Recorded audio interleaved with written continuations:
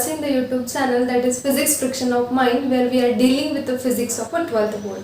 So I welcome you all in the world of physics. So friends, we are discussing the topic from a fluid mechanics, and that is surface tension, right? So in the last lecture we have discussed angle of contact, और उस पर से एक चीज़ हमें clear हुई कि जब भी कोई लिक्विड सॉलिड के कॉन्टैक्ट में आता है, then what happens if we draw a tangent to the free surface of a liquid and the surface of solid, तो उनके बीच में जो एक एंगल फॉर्म होता है which is measured inside the liquid, we call that angle as angle of contact. और हमने देखा कि अगर हमारे पास ऐसा लिक्विड होगा which does not wet the solid like a mercury, the angle of contact जो होता है वो हमेशा कैसे होता है, ऑब्ट्यूस मीन्स ग्रेटर देन 90. और उसके लिए जो मेनिस्कस का शेप होता है वो कैसे होता है, कॉन्वेक्स. और अगर हमारे पास कोई ऐसा लिक्विड है which completely wets the solid like a impure water, or which partially wets the solid like a kerosene, so in that case we have seen that the angle of contact is always acute, that is less than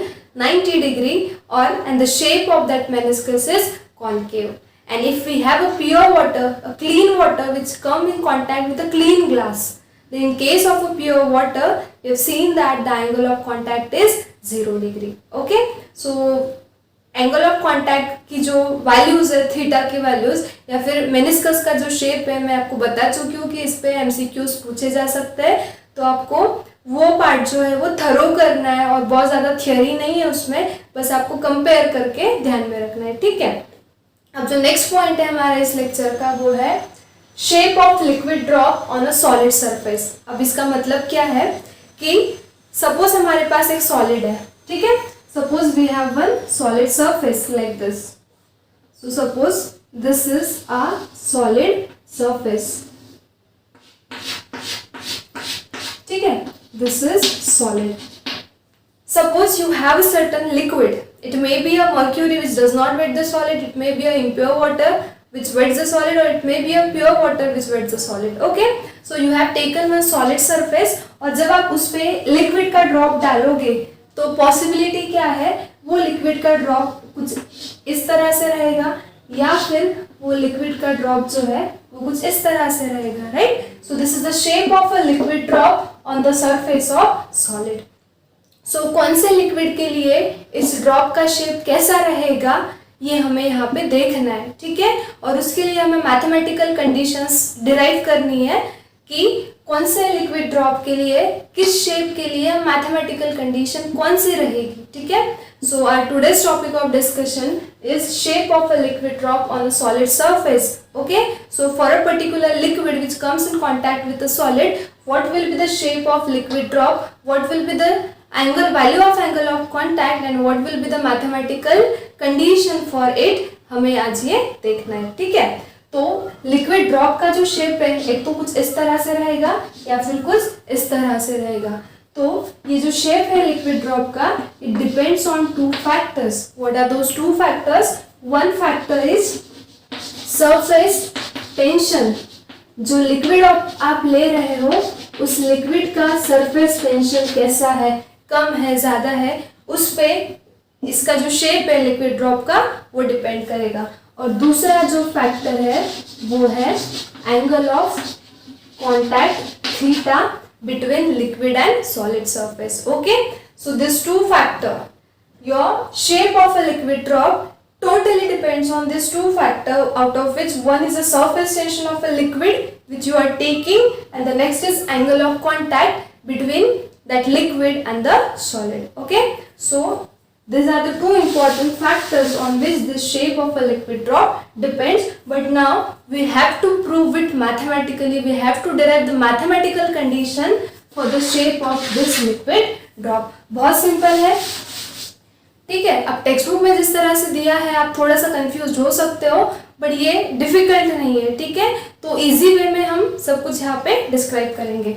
so suppose ये हमारे पास क्या है, एक solid surface है, और हमने क्या किया, उस पर एक लिक्विड का ड्रॉप किया, ठीक है. सपोज हमारे पास जो लिक्विड है वो है इम्प्योर वाटर.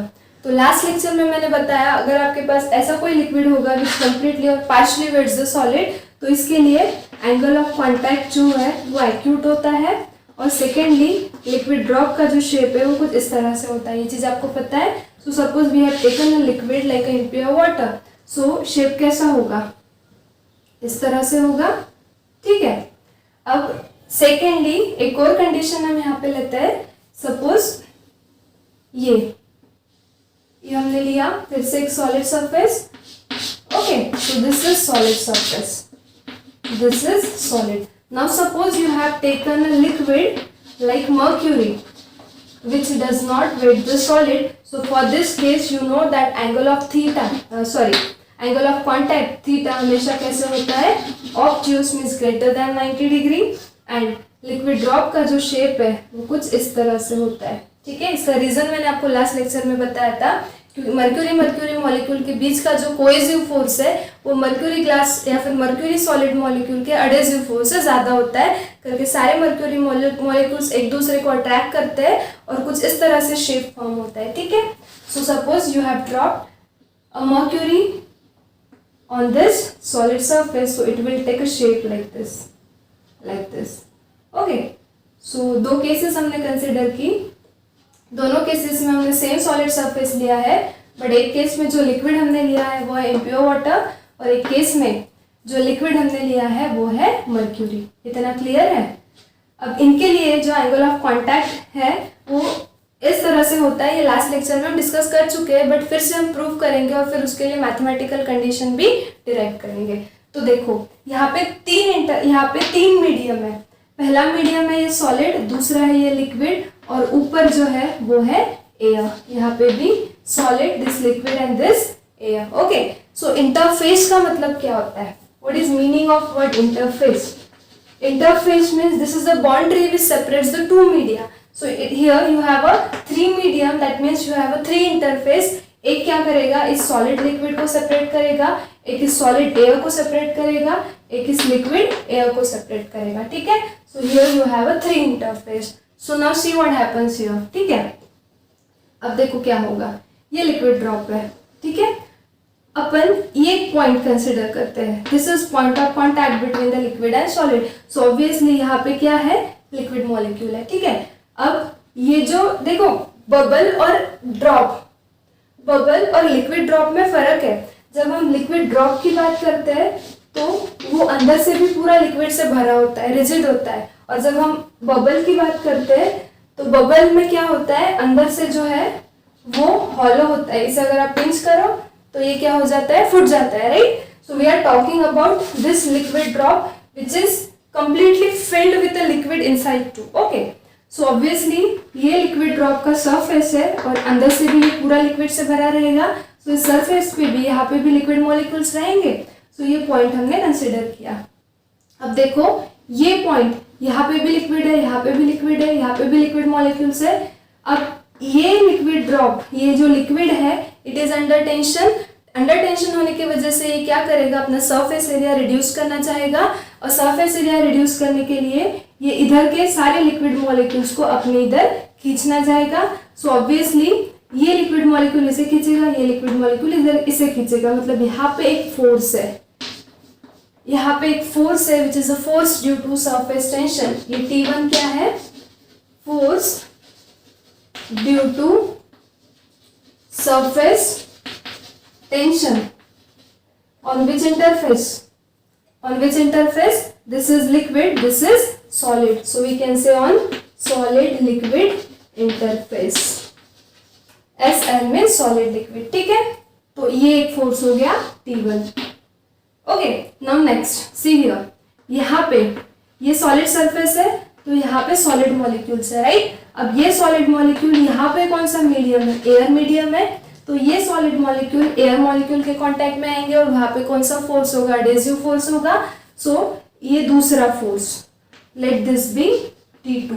सो T2 क्या है यहाँ पे, T2 is again force due to surface tension on which interface. अब ये कौन सा इंटरफेस है, ये सॉलिड और ये air, so we can say SA interface. Now here SA means solid air interface, okay. Now next, again considering this molecule, अब ये जो surface है लिक्विड का, ये भी तो मॉलिक्यूल से बना है, तो ये लिक्विड मॉलिक्यूल के बीच में भी क्या होगा, कोहेसिव फोर्स ऑफ अट्रैक्शन होगा, और उसकी वजह से ये सरफेस पे भी एक टेंशन है, टेंशन होने की वजह से ये सरफेस अपना एरिया रिड्यूस करना चाहेगा, करके ये लिक्विड मॉलिक्यूल फिर से इसे अपनी ओर खींचेगा because of cohesive force of attraction.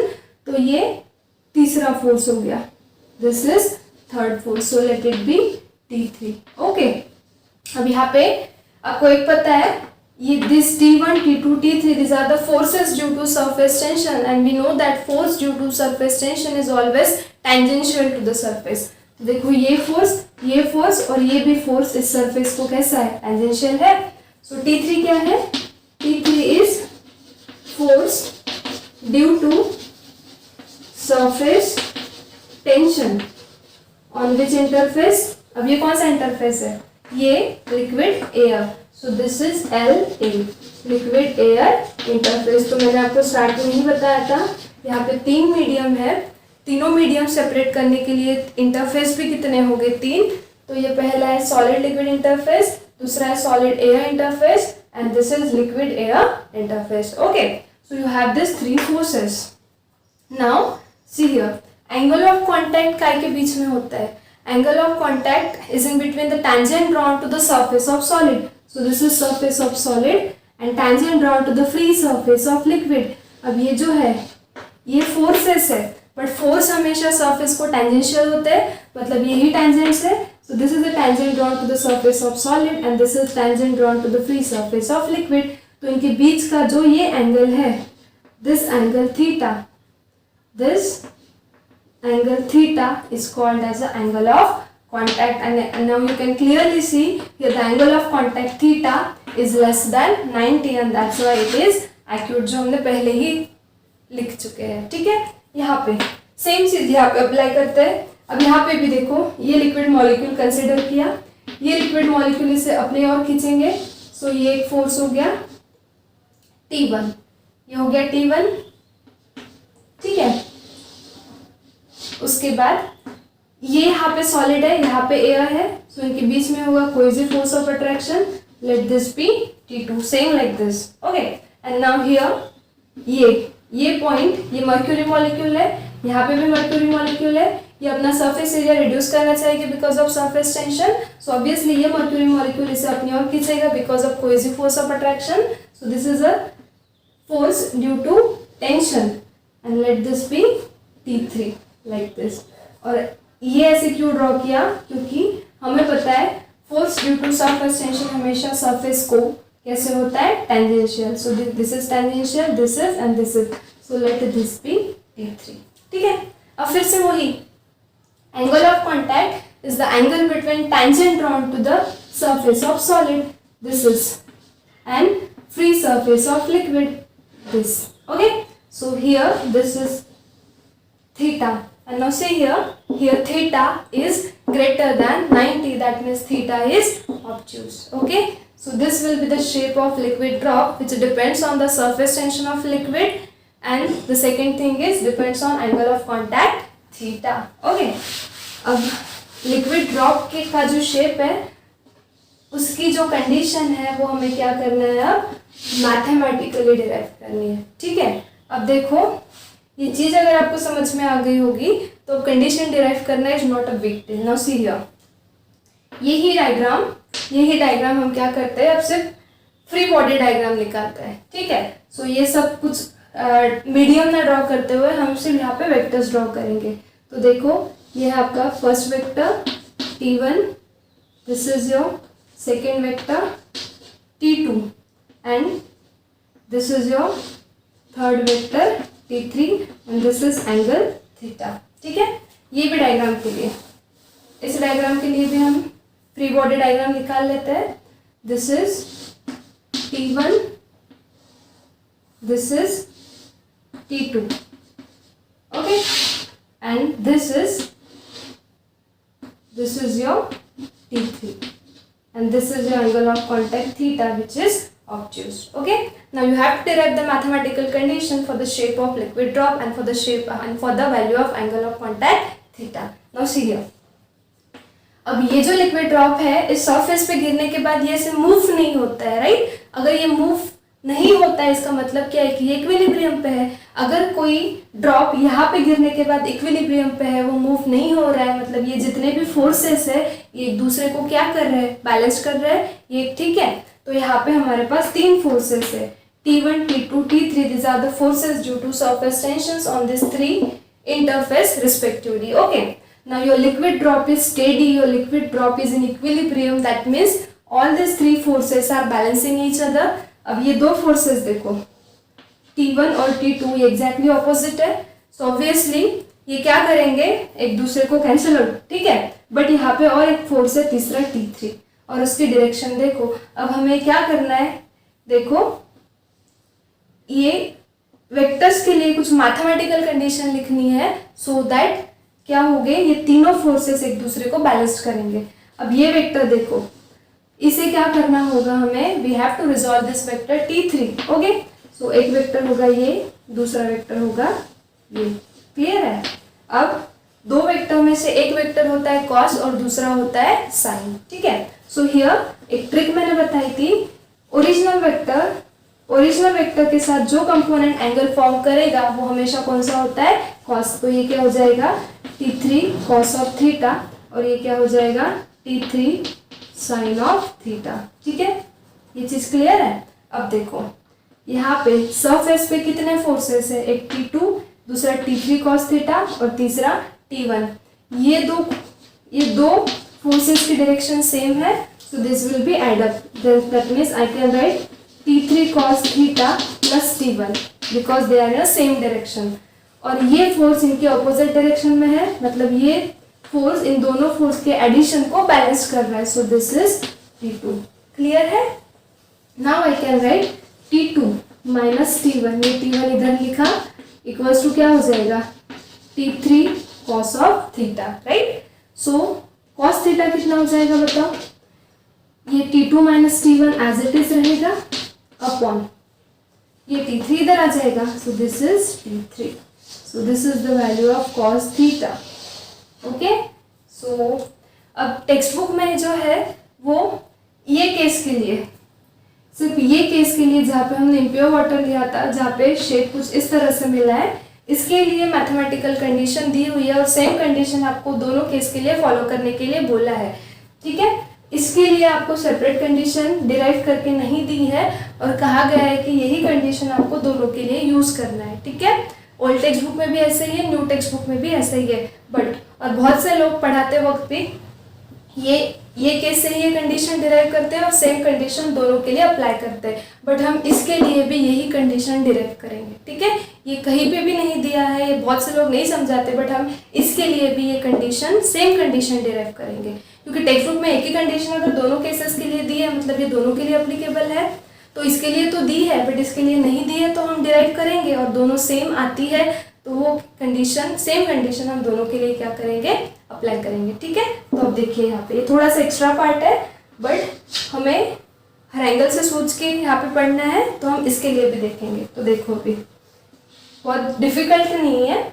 अब देखो ये एंगल है थीटा, ये टोटल एंगल है 180, बताओ ये एंगल कितना होगा, ये टोटल एंगल है 180, ये एंगल है थीटा, तो ये कितना हो जाएगा 180 माइनस थीटा, ठीक है। सो हम क्या करते हैं, लेट 180 माइनस थीटा को अभी का x कंसिडर करते हैं, ये एंगल को अभी का हमने क्या ले लिया, x ले लिया, ठीक है। अब देखो ये 2 वेक्टर तो ठीक है, हॉरिजॉन्टल है, इसकी डायरेक्शन देखो, अब इसे क्या करना होगा, रिजॉल्व। सो ये हो गया एक component, this is one component and this is another component, right? These 2 components are mutually perpendicular. अब we are talking for this angle x, not for this angle theta, okay? Now for this angle x, ये component क्या होगा बोलो, इसे resolve किया है तो ये भी T3, ये भी T3, एक component होगा साइन, दूसरा होगा cos, ठीक है। अब देखो ये ओरिजिनल वेक्टर है, ये ओरिजिनल वेक्टर इस वेक्टर के साथ एंगल फॉर्म कर रहा है x, तो ये क्या हो जाएगा T3 cos x, राइट। और बचा हुआ क्या हो जाएगा T3 sin x। गलती से भी यहाँ पे थीटा मत लिखना, बिकॉज ये हमारा ओरिजिनल वेक्टर है और ये 2 कंपोनेंट में रिजॉल्व हुआ है और यहाँ पे ये एंगल फॉर्म हुआ है x, that's why T3 cos x, T3 sin x, clear है। अब फिर से ये जो ड्रॉप है वो इक्विलिब्रियम पे है। इक्विलिब्रियम पे कोई चीज़ कब रहेगी, जब सारे फोर्सेस एक दूसरे को बैलेंस करेंगे। तो अब यहाँ पे देखो इस सरफेस पे 3 फोर्सेस है, एक है T2, एक है T3 cos x और ये है T1। ठीक है, अब ये 2 फोर्सेस सेम डायरेक्शन में है, सो ये क्या होंगे, ऐड होंगे। Means I can write T2 plus T3 cos x। ये इन दोनों को ऑपोजिट है, तो ये दोनों को क्या करेगा, बैलेंस करेगा। सो this is the mathematical condition for this figure. Okay, अब T2 प्लस T3, भाई x तो हमने अज्यूम किया था, बट x की वैल्यू कितनी थी, 180 माइनस थीटा। सो वैल्यू फिर से पुट कर दीजिए 180 माइनस थीटा और इक्वल्स टू कितना है, T1। ठीक है, अब T2 प्लस T3, अब यहाँ पे सॉरी कॉस लिखना रह गया, ये है T3 cos of 180 minus theta is equals to T1। ठीक है, now this is cos 180 minus theta. So now see here cos of 180 minus theta, तो ये रहेगा cos c, but 180 minus theta मतलब सेकेंड क्वाड्रेंट में, मतलब cos क्या हो जाएगा, negative. So this will be minus cos of theta and equals to T1। Clear है? नाउ अहेड, अब इसे सॉल्व करो। ये T2, now see here this T2, this is T3 minus cos of theta, means I can write T2 minus T3 cos of theta equals to T1। Clear है? अब हम क्या करेंगे, T1 को इधर लेके आएंगे, T3 cos थीटा को उधर, तो क्या हो जाएगा बताओ, T2 प्लस T1 इधर आया, माइनस T1 हो गया, ये इधर जाएगा तो क्या हो जाएगा, T3 cos ऑफ थीटा। हमें चाहिए cos थीटा की वैल्यू। cos ऑफ थीटा कितना होगा बोलो, ये T2 minus T1 as it is रहेगा अपॉन T3 इधर लेकर आओ, सो दिस इज T3। ओके, अब आप ये इक्वेशन देखो cos थीटा का, और ये इक्वेशन देखो cos theta equals to T2 minus T1 upon T3, cos theta equals to T2 minus T1 upon T3। You got the same condition. अभी text book में क्या है, ये इसके लिए, इस कंडीशन के लिए ये मैथमेटिकल फॉर्म डिराइव किया है और यही दोनों के लिए यूज करने बोला है, इसके लिए नहीं दिया है, बट हमने इसके लिए भी सॉल्व किया सिंपल मैथमेटिक्स यूज करके। We got the same form and that's why we can use this same form for the both cases. Understood? So अब इस पे से हमें क्या करना है, ये रिजल्ट ये आपको समझ में आ चुका है, तो अभी इस पे से क्या करना है, हमें ये रिजल्ट यूज करना है मैथमेटिकल कंडीशन डिराइव करने के लिए। आई होप ये जो भी मैंने यहाँ पे वेक्टोरियली आपको समझाया वो आपको समझ में आया है, और ये सबसे हमें क्या मिला, ये एक फाइनल रिजल्ट मिला। तो ये कॉमन रिजल्ट हम यहाँ पे लिख देते हैं। What is that, cos theta equals to T2 minus T1 upon T3। ठीक है, बिकॉज हमें ये फॉर्म यूज करके अब क्या करना है, मैथमेटिकल कंडीशन डिराइव करनी है। अब ये फॉर्म यूज करके हमें 4 कंडीशंस डिराइव करनी है, डिस्कस करनी है। ठीक है, अब ये 4 कंडीशंस लिखते वक्त बहुत सारे स्टूडेंट्स कंफ्यूज्ड होते हैं, तो इसे लिखने की सिंपल सी ट्रिक है। ठीक है, अब देखो यहाँ पे ये है हमारा, ये है न्यूमरेटर और ये है डिनोमिनेटर। ठीक है, सो हम फर्स्ट कंडीशन में क्या करेंगे, suppose we have considered that this T2 minus T1 is less than T3. Okay, so what we have considered, this numerator T2 minus T1 is less than T3. Okay, so ये होगी पहली condition. दूसरे condition में, दूसरी condition हम बाद में लिखेंगे। तीसरे कंडीशन में सपोज हमने कंसिडर किया, बिकॉज 3 ही पॉसिबिलिटीज होती है, एक तो लेस देन और इक्वल्स टू और ग्रेटर देन। तो यहाँ पे हमने क्या किया, numerator is less than denominator, means T2 minus T1 is less then T3। Understood? अब यहाँ पे हम कंसिडर करते हैं T2 minus T1 is equals to T3, मतलब ये सेकेंड कंडीशन, ये फर्स्ट हो गई, ये सेकेंड। और फोर्थ में हम कंसिडर करते हैं T2 minus T1 is greater then T3। 3 possibilities है, एक तो न्यूमरेटर डिनोमिनेटर से छोटा रहेगा, या फिर इक्वल्स टू रहेगा, या फिर ग्रेटर रहेगा। तो ये 3 कंडीशन हमने लिख दी. Here T2 minus T1 is less than T3. Here numerator and denominator are same. Here numerator is greater than denominator, means T2 minus T1 is greater than T3. ठीक है. अब यहाँ पे क्या करेंगे हम, यहाँ पे देखो T2 माइनस T1 है, मतलब T2 में से T1 सब्ट्रैक्ट किया है. सो यहाँ पे हम कंसिडर करेंगे if T2 is greater than T1. ठीक है, T1.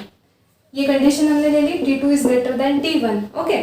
अब यहाँ पे सेकेंड कंडीशन में हम क्या करेंगे, उल्टा करेंगे. हम कंसिडर करेंगे कि T2 is less than T1 है. क्या है, T2 T1 से छोटा है. ठीक है, तो आपको यहाँ पे क्या करना है, सिर्फ इसको रिवर्स करना है. यहाँ पे आप लिखोगे T1 minus T2 is less then T3. ठीक है, तो ये सिंपल से ट्रिक है कंडीशंस ध्यान में रखने की कि यहाँ पे आप क्या करो, न्यूमरेटर लेस देन डिनोमिनेटर लो, यहाँ पे न्यूमरेटर इक्वल्स टू डिनोमिनेटर लो, यहाँ पे न्यूमरेटर ग्रेटर देन डिनोमिनेटर लो. ठीक है, और ये जो कंडीशन है ये लास्ट में लिखो. यहाँ पे सिर्फ आपको इसको रिवर्स करना है फर्स्ट को. T2 माइनस T1 की जगह पे T1 minus T2 is less then T3. और यहाँ पे T2 माइनस T1 है, so we have taken T2 is greater than T1 and here opposite case we have taken T2 is less than T1. ठीक है, अब देखो क्या होगा. अब एक एक कंडीशन के लिए हम डिस्कस करेंगे. ठीक है, तो आपको सारी चीजें क्लियर हो जाएगी. अब देखो यहाँ पे T2 T1 से बड़ा है, ये आपका T2, ये आपका T1. T2 T1 से बड़ा है, सो सपोज T2 की वैल्यू है 4, T1 की वैल्यू है 3. Condition satisfied. ये है T2, ये है T1, T2 is greater than T1 और बीच में सब्ट्रैक्शन. अब 4 माइनस 3 अगर करें तो कितना आएगा, 1. मतलब आंसर क्या आया, पॉजिटिव आया. ओके, सो पॉजिटिव मीन्स जो भी वैल्यू है cos थीटा की, अगर ये कंडीशन हम इस इक्वेशन में पुट करेंगे तो cos थीटा की वैल्यू हमें कैसे मिलेगी, cos theta will B positive. अब cos थीटा अगर पॉजिटिव है तो थीटा कैसे रहेगा, थीटा हमेशा रहेगा एक्यूट. और थीटा एक्यूट है मीन्स व्हाट, थीटा क्या है, 90 डिग्री से छोटा है. तो ये मिल गई पहली कंडीशन. तो अब ये एंगल ऑफ कांटेक्ट है थीटा, ये एक्यूट है. ये एक्यूट कब रहेगा, जब ये मैथमेटिकल कंडीशन सेटिस्फाई होगी. मैंने स्टार्टिंग में ही बोला था हमें मैथमेटिकल कंडीशन डिराइव करनी है for a particular angle of contact and for a particular shape of a liquid drop. अब देखो लास्ट में हम सब कुछ कंक्लूड करेंगे. अब सेकंड है T2 is less than T1. यह है T2, यह है T1, मतलब उल्टा करेंगे. अब T2 अगर लेंगे हम 3 और T1 लेंगे 4, क्योंकि T2 जो है T1 से छोटा है, तो ये T2 ये T1, इनके बीच में है निगेटिव साइन. अब 3 माइनस 4 कितना होगा, -1. मतलब आंसर क्या आया, निगेटिव. मतलब cos थीटा की वैल्यू क्या आई, negative. Means I can say cos theta is negative. अब अगर cos थीटा निगेटिव आ रहा है, इसका मतलब थीटा कैसे रहेगा, थीटा रहेगा ऑब्ट्यूज. मतलब थीटा रहेगा ग्रेटर देन 90. अंडरस्टूड. सिंपल है ना, कोई भी वैल्यू ले लो ना ग्रेटर देन 90.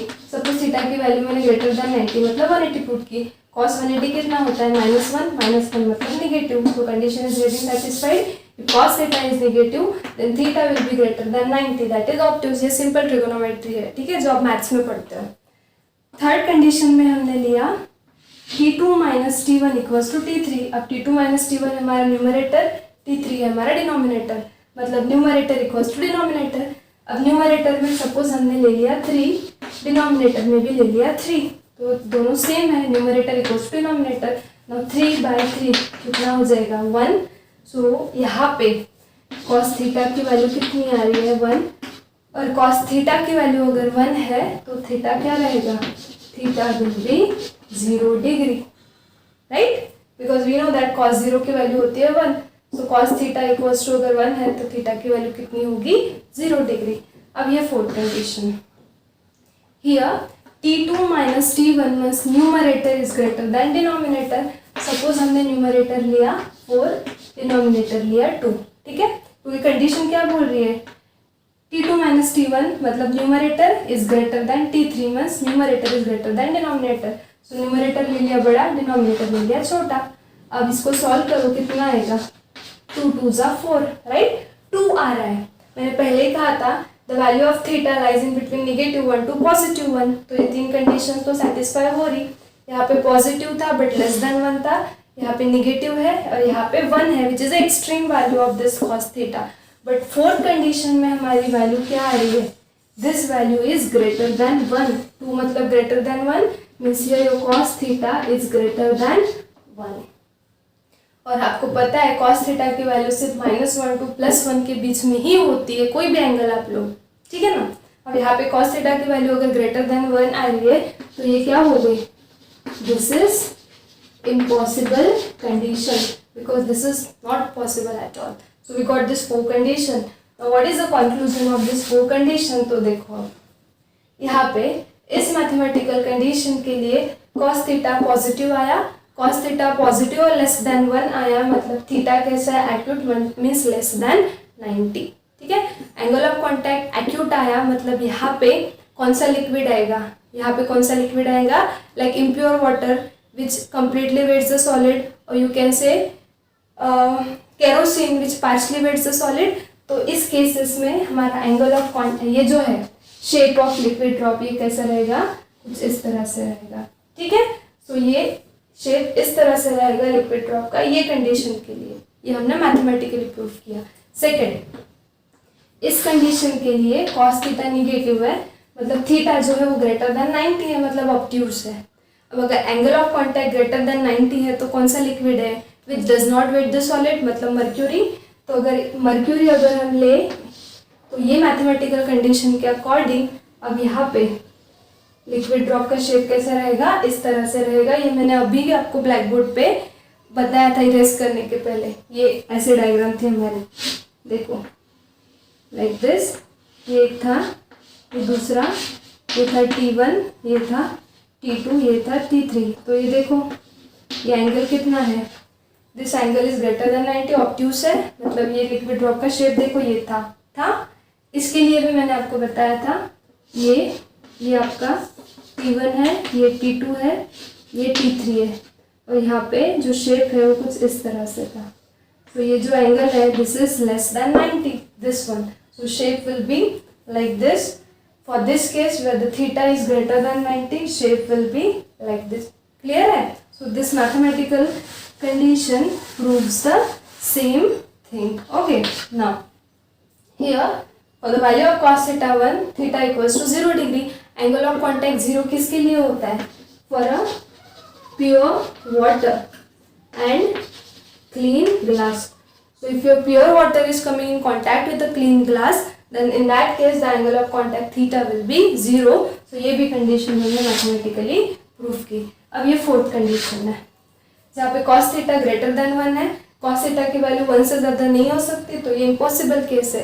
अगर ये केस इम्पॉसिबल है, यहाँ पे हर केस के लिए लिक्विड ड्रॉप का एक पर्टिकुलर शेप हमें मिल रहा था, इस तरह से। ये फोर्थ केस इम्पॉसिबल है, तो यहाँ पे जब आप ये केस के लिए जब आप कोई भी लिक्विड को सॉलिड के सरफेस पे डालोगे तो क्या होगा, liquid drop will not form, liquid drop form ही नहीं होगा, liquid drop will not form because this is impossible case. और लिक्विड ड्रॉप फॉर्म नहीं हो रहा है मतलब क्या हो रहा है, जब आप इस लिक्विड को सॉलिड सरफेस पे डालोगे तो क्या होगा, liquid will spread over solid surface, so liquid will spread over solid surface. So इस तरह से होता है। ये कंडीशन के लिए इस तरह से लिक्विड ड्रॉप मिलेगा, इसके लिए इस तरह से शेप रहेगा, और इसके लिए ये इम्पॉसिबल केस है तो लिक्विड ड्रॉप ही फॉर्म नहीं होगा, तो शेप का सवाल ही नहीं उठता। एंड लिक्विड ड्रॉप फॉर्म नहीं हो रहा है, शेप फॉर्म नहीं हो रहा है, मतलब क्या, जैसे लिक्विड सॉलिड के सरफेस पे गिरा वो क्या हो गया, स्पिल्ड आउट हो गया, स्प्रेड हो गया, no drop will form. So here no liquid drop will form. Understood? So this are 4 important cases. और ये लिखते वक्त बहुत से स्टूडेंट्स कंफ्यूज होते हैं, यहाँ पे क्या लिखना है, सिंपल ट्रिक मैंने बताई आपको। यहाँ पे लेस देन, यहाँ पे न्यूमरेटर लेस देन डिनोमिनेटर, यहाँ पे इक्वल्स टू, और यहाँ पे ग्रेटर देन। और ये कंडीशन जो है इसको बस आप क्या कर दो, उल्टा कर दो, ठीक है।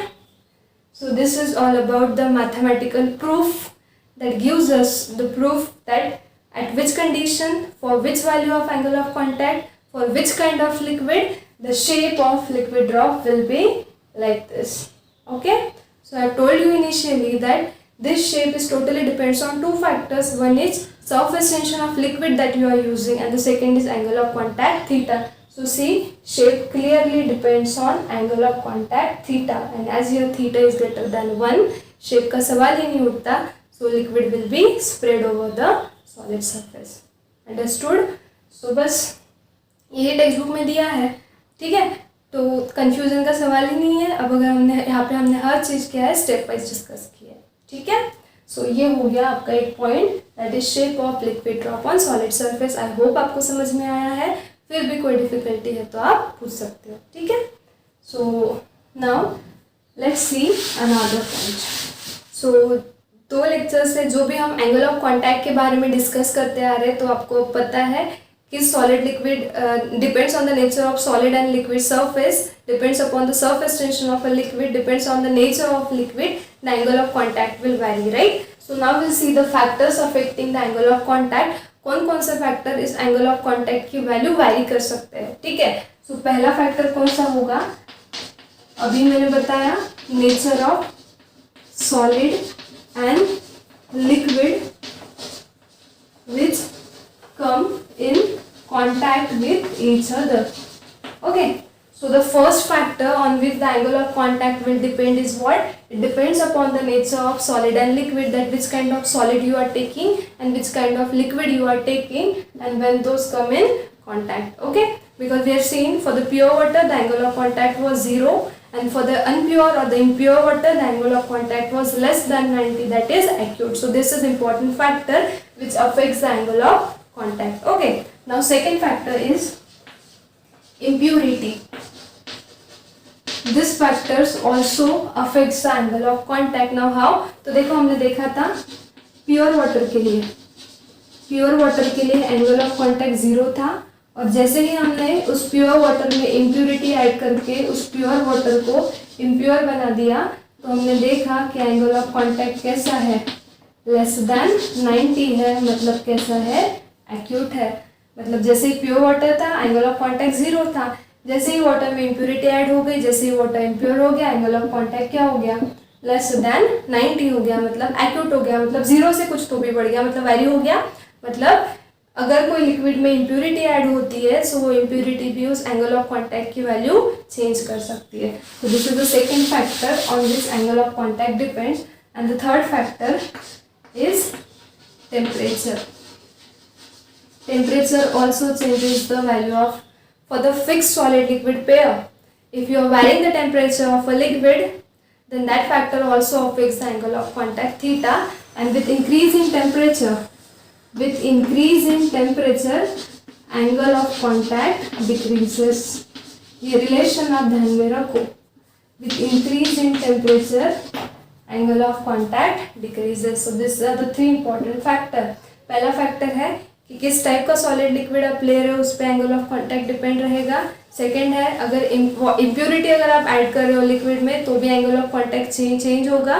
थर्ड फैक्टर है टेम्परेचर. अगर आपने टेम्परेचर इंक्रीज किया तो एंगल ऑफ कॉन्टैक्ट क्या हो जाएगा, डिक्रीज हो जाएगा, ठीक है.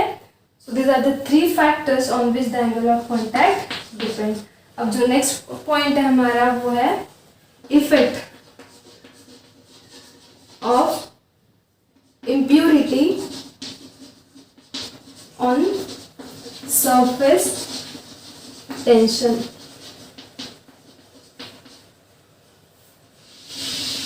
मतलब सपोज हमारे पास प्योर वाटर है या फिर वाटर है, तो उसका एक पर्टिकुलर सरफेस टेंशन रहेगा. अब अगर उस वाटर में हमने इम्प्योरिटी ऐड की, सो इम्प्योरिटी ऐड करने के बाद वाटर का सरफेस टेंशन इंक्रीज होगा या डिक्रीज होगा, ये हमें देखना है. सो सबसे पहले हम क्या करते हैं, हम प्योर वाटर लेते हैं. हमने क्या किया, एक प्योर वाटर लिया, और सपोज हमने प्योर वाटर में क्या किया, NaCl, जिसे हम क्या कहते हैं, कॉमन सॉल्ट. और ये क्या है, प्योरली सोल्यूबल और टोटली सोल्यूबल. मतलब किस टाइप की इम्प्योरिटी हमने ली है, which is totally soluble in liquid. Okay, और which totally dissolve in a liquid, like this. Okay, so for this case for this case क्या किया आपने, एक प्योर वाटर लिया और प्योर वाटर में आपने क्या किया, कॉमन सॉल्ट जो सॉल्ट हम यूज करते हैं NaCl, उसको डिसॉल्व किया, तो वो टोटली डिसॉल्वेबल है, टोटली सोल्यूबल है। तो इस केस में क्या होता है, वाटर का जो सरफेस टेंशन है वो क्या होता है, इंक्रीज होता है। It increases the surface tension of water. बहुत इंपॉर्टेंट टर्म है। अब ये चीज को प्रैक्टिकली कैसे यूज किया जाता है वो देखिए, ठीक है। आप एक चीज ध्यान में रखिए, लिक्विड का सरफेस टेंशन जितना ज्यादा रहेगा वो उतना खुद को अलग रखना चाहेगा, क्योंकि अपना सरफेस एरिया वो रिड्यूस करना चाहता है। It does not try to come in contact with another surface if the surface tension of liquid is greater. अगर कोई लिक्विड का सरफेस टेंशन कम रहेगा so it will make a good contact with another surface. ये चीज आप ध्यान में रखो। जितना लिक्विड का सरफेस टेंशन ज़्यादा रहेगा वो उतना उसका सरफेस एरिया रिड्यूस करना चाहेगा, करके वो दूसरे सरफेस के कांटेक्ट में नहीं जाना चाहेगा।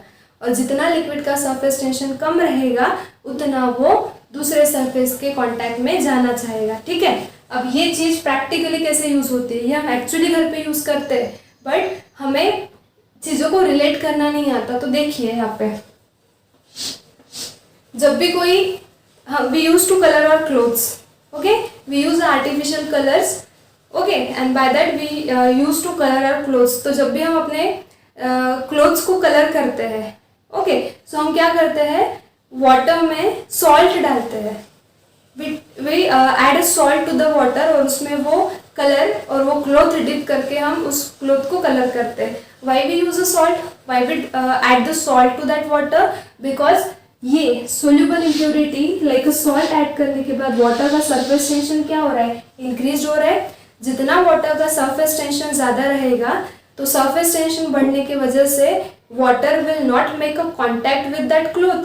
वाटर ने अगर क्लोथ के साथ कॉन्टैक्ट नहीं बनाया, ठीक है, तो क्या होगा, वो जो कलर हम कर रहे हैं कपड़ों को, वो कलर क्या होगा, नहीं निकलेगा, और वो कलर क्या होगा, उस क्लोथ्स में पक्का हो जाएगा। अंडरस्टूड। सो ये चीज़ हम यूज़ करते हैं, when we use to colour our clothes we add a salt to the water, but क्यों ऐड करते हैं ये हमें पता नहीं होता। तो ये है रीज़न। सॉल्ट ऐड करने की वजह से क्या होता है, वाटर का सरफेस टेंशन इंक्रीज होता है। वाटर का सरफेस टेंशन इंक्रीज होने की वजह से water does not make a good contact with the cloth, and as the water does not make a good contact with the cloth, it does not remove the color from a cloth, and that's why those color get stick to that cloth. So this is the reason. Understood? So ये daily life में हम use करते हैं। Second, अगर हम sparingly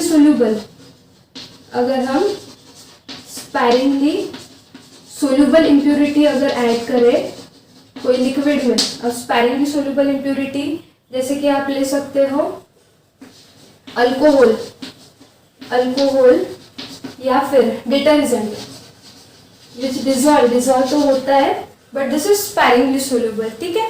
so if you are using a sparingly, यहाँ पे हमने कंप्लीटली सोल्यूबल इम्प्योरिटी ली थी। If you are taking a sparingly soluble impurity like alcohol और डिटर्जेंट, तो क्या होता है, सरफेस